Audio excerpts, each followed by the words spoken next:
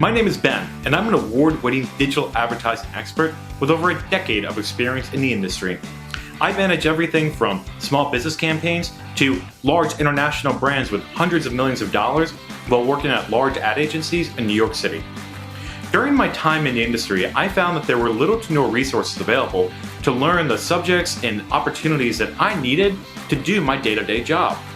With that in mind, I took it upon myself to learn as much as I could, then take that knowledge and create classes that could be understood by anybody. In Digital Advertising and Marketing 101, I take you through the basics of the industry. Things like, what is a banner ad and how is it different from social media or search? What is video? What is an ad server? What are all the different tech companies and how do they all work together? To date, my classes have been taken by over 8,000 students around the world. I invite you to join them by signing up for Digital Advertising and Marketing 101 today. So if we black out some of the content on the site, you see all this blue, the ad unit, is actually looks like the majority of the site, or takes up most room. All of that blue is clickable. People can engage with that. As you might imagine, engagement rates are very high. Sometimes it's by accident. You might click on the side without realizing you're clicking on an ad, and then you immediately close the window.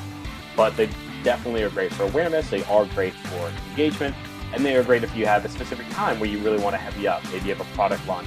Maybe you want to surround an awards show. Maybe you want to surround football season. So if you're an advertiser, the value of going to an exchange is that you get high reach at one partner. So instead of having to do 4 different contracts, you go to DoubleClick and work with multiple people with just one buy.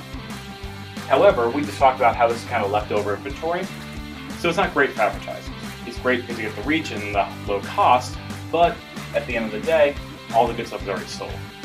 So if you're an advertiser and you want some more premium stuff, but you want the high reach and that efficiency, you go to an ad network. Somebody like Collective or Brightroll or Specific.